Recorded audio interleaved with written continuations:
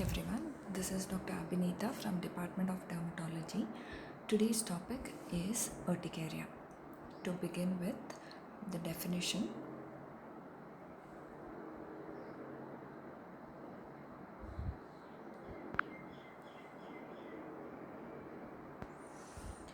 urticaria is characterized by evanescent, itchy, elevated, erythematous, edematous lesions, which is also known as wheals, which is a special lesion. The picture what you are seeing has multiple itchy evanescent lesions, erythematous ones, distributed widely on the body. Coming to the epidemiology, this is the most common problem seen in the community. The lifetime prevalence of this will be 1 to 5%. Any age can be affected with urticaria. More so, it is common in females. 50% of them is associated with angioedema. This is the picture which shows wheals. You can see multiple evanescent, erythematous, elevated lesions distributed on the body. It is also called as hives in the layman's term or nettle rash. This is another picture which shows wheals. The second picture, you can see there is swelling of the lower lip. This is the angioedema. Wheal, it's a central pale swelling surrounded by erythema as seen in the picture. It is associated with itching or burning sensation. The wheal usually disappears within 1 to 24 hours. Whereas angioedema, as you've seen in the earlier picture, and this picture shows there is swelling around the periorbital area and also around the lips. This angioedema is defined as pronounced swelling of the deeper dermis and subcutaneous and submucosal tissue. It is usually asymmetric, non-erythematous, non-pruritic, non-pitting, localized, transient, episodic swelling of soft tissue. The site usually comprises of lips, eyelids or genitalia where there is loose subcutaneous tissue. It is associated with pain and very rarely itching. Resolution may take up to 72 hours. It can be life-threatening. What are the causes? It can be multiple causes. It is also said that anything and everything under the skin is known to cause urticaria. Drug reactions. It includes medications, vaccines, insulin. It can be food or food additive or preservatives, inhaled or ingested allergens, which is commonly in contact with the skin, transfusion reactions, infections. It can be bacterial, fungal, viral or parasitic, insect bite or stings causing papillary urticaria, collagen vascular diseases, example systemic lupus erythematosus, cutaneous vasculitis, serum sickness, hereditary diseases, and some of the physical triggers like heat, cold, light, pressure or vibration. So this is a pictorial description of the causes. That is, it can be systemic illness, that is collagen vascular diseases. It can be drugs, hereditary factors, infections or infestations, food allergens. It can be preservatives or the coloring agents, stress, physical or mental stress. Any environmental allergens which the patient comes in contact with will alter the immunity and then resulting in urticaria or dermographism. Coming to the pathogenesis, the above said causes, those allergens will be, one of those allergens will be deposited on the stratum corneum and then it will be presented to the IgE antibodies which will bind to the mast cell receptors and then it leads to the degranulation of the mast cells. Hence, the granules will be released which mainly consist of histamines which will act on the skin resulting in wheals as you see in the picture. Histamine as a mast cell mediator causes enhanced vasodilation along with vasopermeability, which in turn causes plasma leakage, resulting in the development of the wheals, and also histamine stimulates nerve endings, leads to pruritus. Neuropeptide releases leads to flare. The broad classification of urticaria includes spontaneous urticaria, which is divided into acute, chronic, or episodic; physical urticaria, contact urticaria, and urticarial vasculitis. This tabular column will give the difference between acute and chronic urticaria. Acute urticaria generally presents within 6 weeks. Chronic urticaria may persist beyond 6 weeks. The causes of acute urticaria will be immunological reactions to the drugs, food, or contact allergens, insect bite or venom, viral infection, or it can be idiopathic also.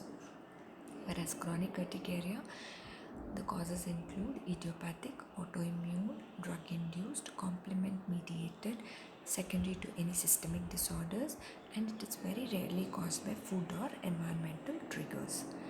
Natural history of the acute urticaria is very self-limited, whereas chronic urticaria will have episodic exacerbations and remissions. Treatment-wise, acute urticaria can be controlled with antihistamines, whereas chronic urticaria, it needs antihistamines. Along with that, second line of treatment like leukotriene modifiers, hydroxychloroquine, or cyclosporine, depending on the intensity and frequency of itching. Coming to the physical urticaria, the physical urticarias are characterized by the development of wheals and itching promptly after application of a physical stimulus. It is seen in 30% of the cases. You might have heard of dermographism. It is also known as skin writing. It is physiologically seen in 5% of the cases. Another urticaria called pressure urticaria, it can be immediate or delayed. It is due to the application of the pressure. It's usually seen in patients who wear tight-fitting clothing, or wearing the wristband or the wristwatch, tight-fitting wristwatch, or a waist belt. Cholinergic urticaria, it's usually followed by sweating because of the increased core body temperature. It's usually seen after an exercise.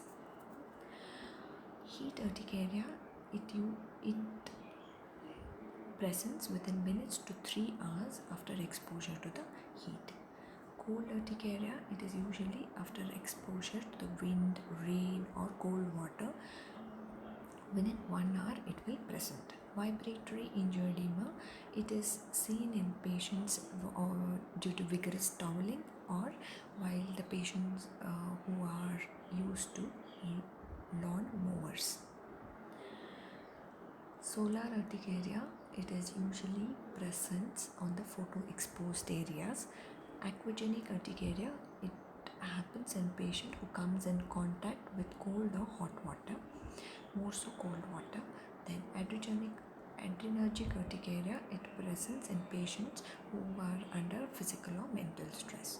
Exercise-induced anaphylaxis usually happens followed by jogging or any active sports. Here they present with itching, urticaria, angioedema, and lasts up to 4 hours. Now coming to dermographism, it is itchy linear wheals with surrounding bright red flare at sites of scratching or rubbing. The most frequent form of physical urticaria and affects mainly young adults. As you see in the picture, it is also known as skin writing. Here you can see in the first picture it is written as itch, and the second picture, whichever the marking you put on the skin, the wheals will present along the markings. Cholinergic urticaria, the picture you can see, it is due to the increase in core body temperature followed by an exercise or walking, jogging, could be anything. It usually presents as insect bite, kind of a small tiny wheals on the body. And pressure urticaria, any pressure applied, here the picture shows the pressure applied is by slapping. So you can see the marks of the palm on the body. It can be followed by wearing a tight wristband or a waist belt, which induces pressure urticaria. So coming to heat urticaria, it's a rare form of urticaria induced by direct contact of the skin with a warm object or warm air. How do you elicit this? It is by temperature. It is by eliciting the temperature ranges should be 38 degrees Celsius to more than 50 degrees Celsius. Cold urticaria, it is a itchy, pale or red swelling at size of contact with cool surfaces of fluids. 10 minutes application of an ice pack causes a wheal within 5 minutes of removal of ice. This is called ice cube test. The patient who comes with complaints of cold urticaria, you place an ice cube on the forearm, and after 5 minutes when you remove it, you will find development of wheal at the site of application of ice. So the other subtypes of physical urticaria, this is a tabular column which shows the subtypes due to mechanical stress, under which dermographism, delayed pressure urticaria, vibratory urticaria or contact urticaria. Due to pressure changes, it can be heat contact urticaria or cold contact urticaria. Due to sweating or stress, it can be cholinergic urticaria, adrenergic urticaria or exercise-induced urticaria. Due to other causes are solar urticaria and aquagenic urticaria. Coming to the contact urticaria, contact with certain substances like food, preservatives, cosmetics or latex will lead to contact urticaria. The immune mechanism, the pathogenesis will involve two types, that is immunological, type 1 hypersensitivity, non-immunological, that is through prostaglandins. Clinically, they present with wheals which will appear within minutes to hours of contact. Immediate contact urticaria or immunological contact urticaria is seen in pre-sensitized patient, that is the patient who are already exposed to the allergen before. Non-immunological contact urticaria will on the very first contact. Contact urticaria is an important manifestation of a natural rubber latex allergy. You might have heard some people are allergic to gloves. So that is one of the examples for contact urticaria. Here you can see the positive reaction to the latex, and there is swelling of the tongue, and there are lesions on the palms. The last one is urticarial vasculitis. This is due to the type 3 hypersensitivity reaction. The causes include idiopathic, it can be due to infection, drugs or connective tissue diseases. Wheals will last for more than 24 hours. That is very classical. It is associated with burning or itching. The wheals will have tenderness with, once they resolve after 24 hours, there will be residual pigmentation. So the only way to prove this diagnosis is through skin biopsy. On histopathology, it will show features of vasculitis. This is a picture of urticarial vasculitis where it will actually present as classical wheals, but these wheals are painful and it will last more than 24 hours. And the second picture, which is red spots, those are petechiae and purpura with few vesicles, and the black and white picture is the histopathological picture showing the signs of vasculitis. That is, you can see the vessels and the inflammation surrounding to the vessel. So this is a tabular column showing the difference between chronic urticaria and urticarial vasculitis. So the characteristic features of chronic urticaria is here the wheals will disappear within 24 hours, whereas vasculitis, it is more than 24 hours. There will be purpura and pain in urticarial vasculitis. Itching is more prominent in urticaria. Hyperpigmentation is more prominent in urticarial vasculitis. The systemic signs like arthralgia, fever, abdominal pain, nephritis, obstructive airway disease are seen in urticarial vasculitis. Laboratory findings like elevated ESR,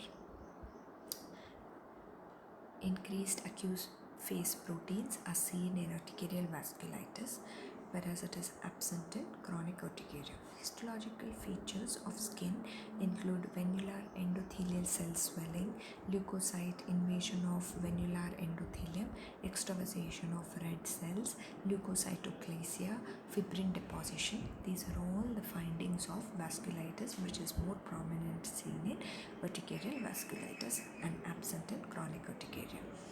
On direct immunofluorescence, there will be deposits of C3, immunoglobulins and fibrin in urticarial vasculitis in the vessel wall, whereas it is absent in chronic urticaria. Response to the treatment with antihistamines is seen in chronic urticaria, may not be seen in urticarial vasculitis. How do you assess the disease activity in urticarial patients? So this is the scoring system. If there are no wheals seen, no pruritus, then the score will be 0.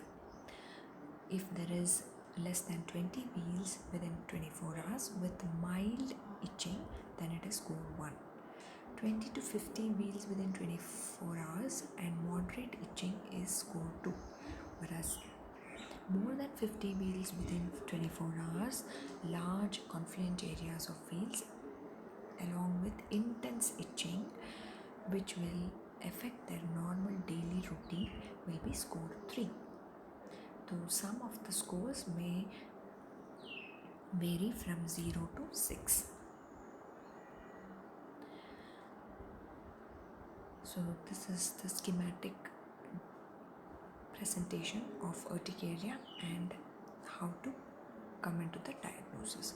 So urticaria, the lesion lasts more than 24 hours with systemic features. Considered tests include skin biopsy, that is, if you find vasculitic features, then it goes under urticarial vasculitis. If there are no vasculitis picture in histopathology, then consider delayed pressure urticaria.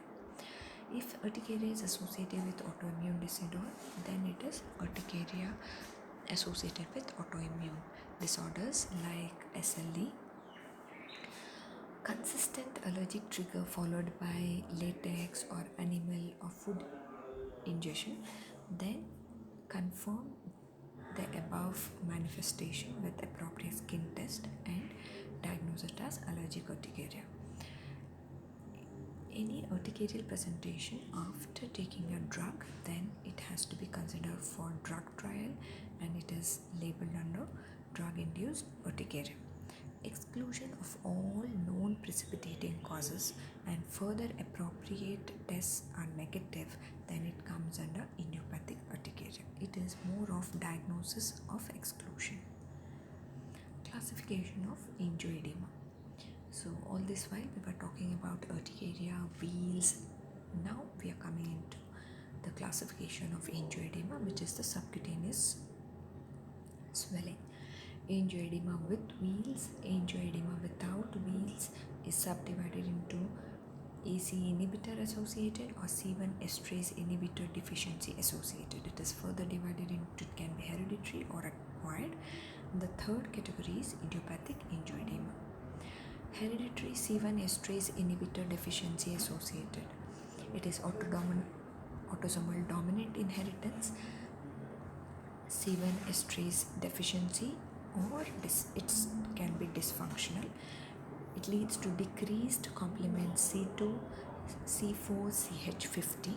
It presents as nausea, vomiting, colicky abdominal pain, and urinary symptoms.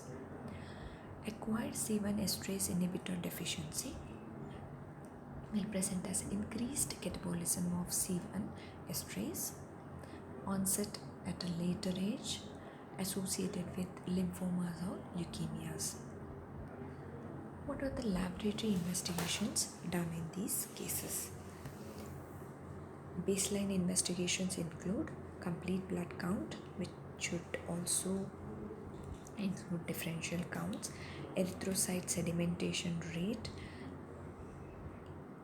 ANA, to rule out urticarial vasculitis.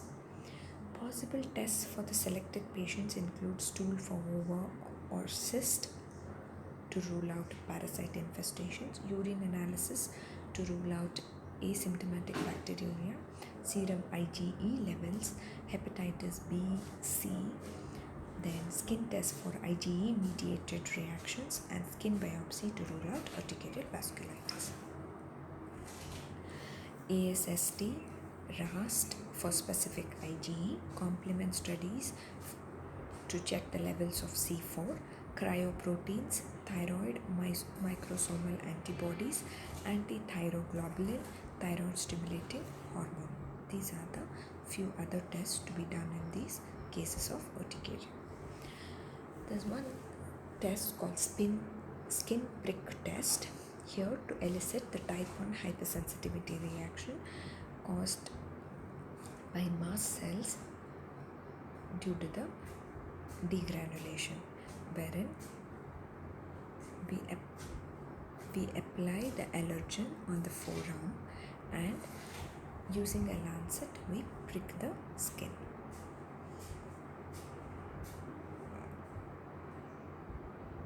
And look for the development of the wheal. Here you can see the first picture, you can see the development of the wheal, and there's on the left hand you have to prick with the normal saline, place a normal saline and do a skin prick. So it is considered as a control. One forearm will be for the allergens, another forearm it is taken as a control. So coming to the differential diagnosis of urticaria, first one is urticaria pigmentosa, also called as mastocytosis. Here they'll present with brown patches. When pressure is applied, there will be urticarial wheals. Urticarial vasculitis, it lasts more than 24 hours. It disappears, leaving behind faint pigmentation. It's associated with petechia and purpura. Systemic lupus erythematosus, it is long lasting and especially on the sun exposed areas. Non-histaminergic angioedema, it can be hereditary or acquired. It generally presents on the facial or genital areas where there is increased loose subcutaneous tissue. Cryoglobulinemia gets worse on extremities associated with petechia purpura. Polymorphic eruption of pregnancy seen in only pregnant females. And other associated syndromes include cryopyrin associated periodic syndrome like Muckle-Wells syndrome or familial cold urticaria. Hypereosinophilic syndromes include Wells syndrome or Snidler's syndrome. The tabular column will give you the details of the symptoms associated with these syndromes. Now coming to the management of urticaria. So with all the above investigations and thorough history taking, we have to search for the triggering factor. If you find a triggering factor, you have to treat the underlying cause. Apart from that, there should be antihistamines. They should be given antihistamines, second or third generation preferably, because first generation antihistamines will cause sedation. Addition of H2 blockers like ranitidine or famotidine is beneficial. Along with that, if urticaria is not coming under control, you also can add H1, H2 blockers like doxepin 10 to 50 mg or cyprohepatidine 4 mg. Second line of therapy include corticosteroids 0.5 to 1 mg per kg per day. The other modulators are leukotriene antagonists like montelukast 10 mg OD or zefirulicast 20 mg PD. Other supportive therapy include phototherapy with UVA radiation or narrowband UVB radiation, nifedipine calcium channel blocker is also known to help in these cases. The third line of therapy will be plasmapheresis or IV immunoglobulin infusions, which is given in 0.4 grams per kg per day for 5 days, or immunosuppressants like cyclosporin, which is given 2 to 3 mg per kg per day for 3 months, or methotrexate, which is given 200 micrograms per kg per week.